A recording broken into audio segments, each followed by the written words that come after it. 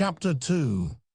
Thus far, then, without departing from the supposition which is common to all interpreters, that St. Matthew was a Hebrew, and writing to Hebrews, only assuming that to have been his faith, which we have already ascertained by other inquiries to have been his faith, I have arrived at what seems a consistent view of the first chapter. But if we have understood that view, especially if we have entered into his use of the word fulfilment, the difficulties of the second chapter will, I think, not be found very serious.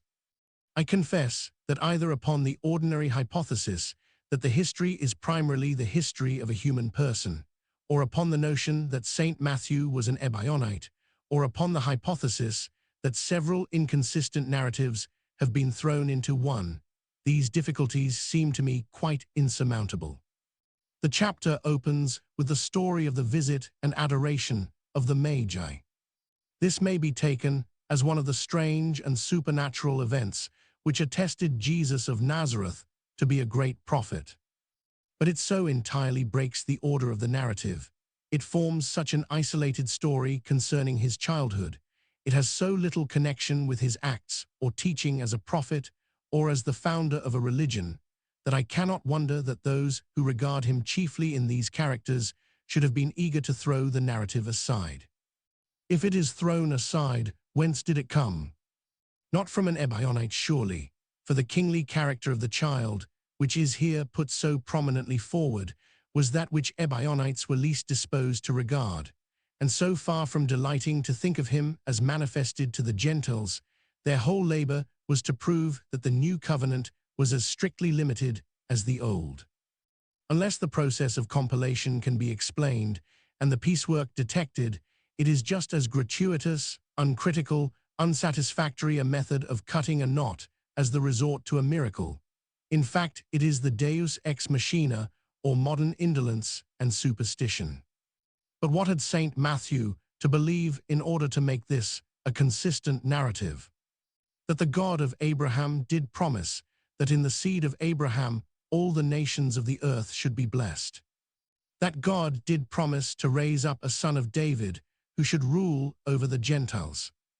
That the wisdom of Gentiles had been imparted to them by God. That he was the teacher and the ruler of the Gentiles. Once grant these postulates, enormous, absolutely incredible postulates to a modern critic, but a natural, inevitable part of the belief of every instructed Hebrew, and the story of the Magians becomes a perfectly reasonable one. Instead of our being called upon to believe that these Magians received some fortuitous miraculous announcement of our Lord's birth, such as was given to Habakkuk about Daniel in the apocryphal story of Bel and the dragon, we are told that they became apprised of the birth of a king of the Jews while they were engaged in the occupation of every Eastern sage, the study of the stars. Honor is put upon laborious scientific diligence. An unseen guide is said to lead them. But the intermediate guide is a star which they have been watching, a star which they would, like all Persian astronomers, regard as a king or dynast of the earth, and would connect with some actual ruler. Such a hint is invaluable, as pointing out the nature of the preparation for the gospel, not in the minds of one class of Gentile philosophers, but of all. In each case, the subject to which he had devoted himself the most earnestly and faithfully being the means of leading him to the true king. But the story, of course, assumes that this child was the true king, that there was a divine glory in him, that this glory could manifest itself. We cannot avoid that assumption. We can only say that to make it does not involve a belief in the inconsistency of St. Matthew, but enables us to feel his consistency. The part of this narrative which concerns Herod and the priests is entirely natural and consistent with all that we know of either. That an Edomite reigning by the choice of Antony and the toleration of Augustus should tremble at the notion that a native prince might be at hand, we should all expect. That Herod should consult the Jewish authorities, whom he was always anxious to conciliate, and should take it for granted that an anointed king was sometime or other to be born, is perfectly in accordance with all we know of the feelings of the time.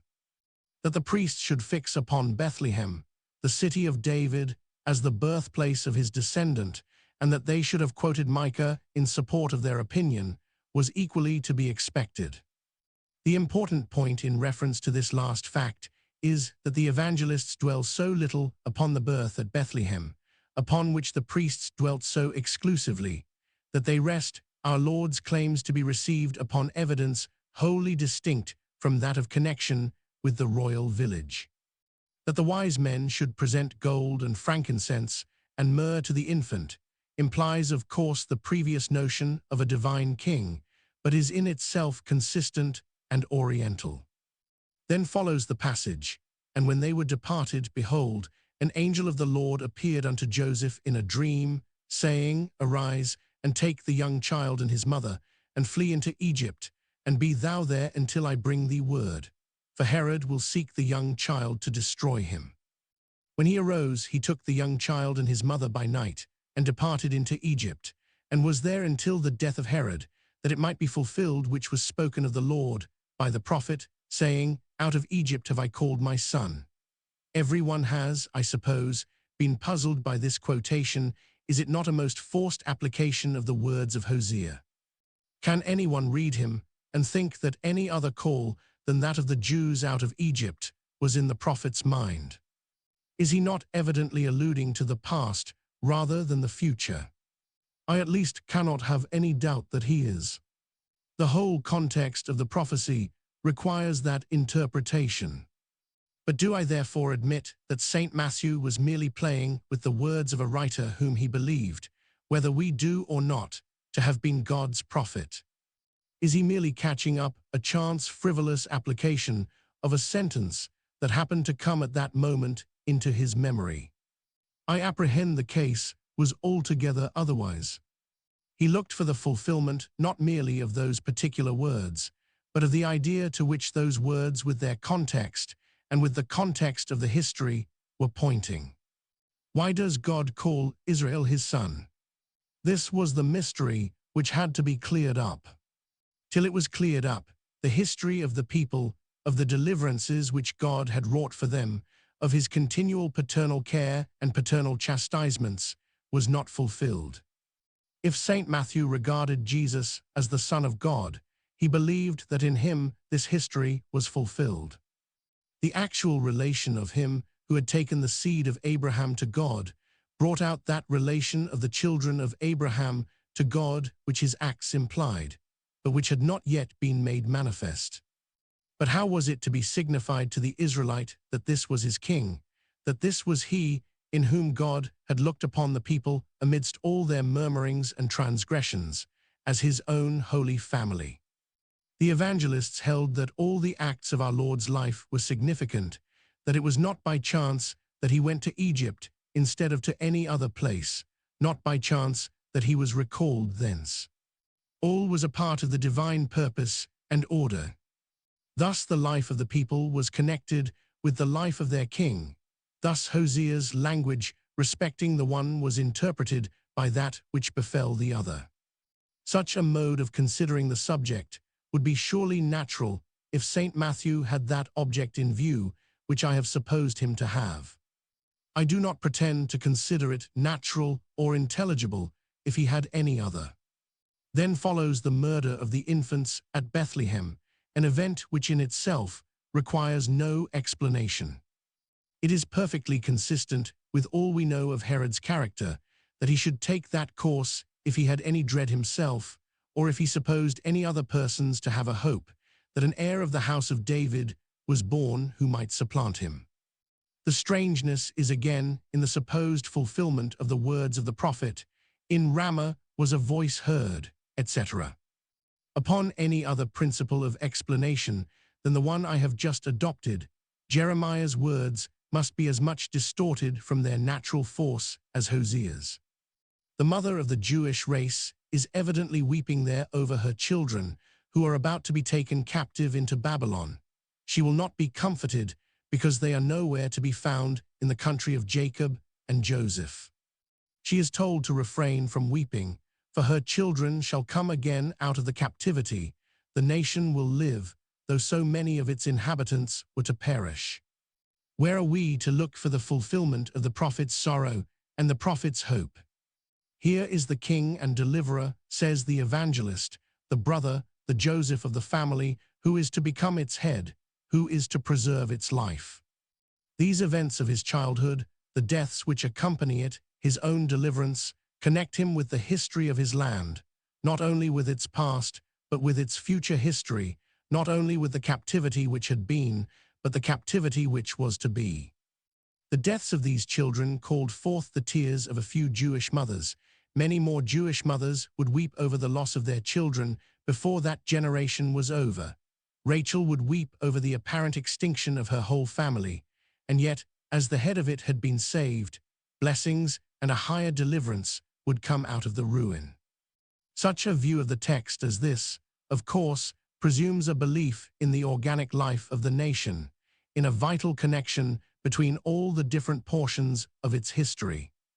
But I ask whether it is possible to read the Old Testament without perceiving that this feeling pervaded the mind of every legislator and prophet. I ask whether, if the New Testament performs its promise of explaining the Old, it must not take us into the very heart of this mystery and show us the center to which all the different lines we trace through these records were converging. Once more we are told that Joseph found Archelaus reigning when he returned from Egypt, that he feared therefore to go into Judea, that he turned aside into the parts of Galilee and went and dwelt in Nazareth. So the words of the prophets were fulfilled. He shall be called a Nazarene. In the two former cases, we had no difficulty in detecting the passage which was referred to, however we might be puzzled by the application of it. Here we are at fault as to the quotation itself.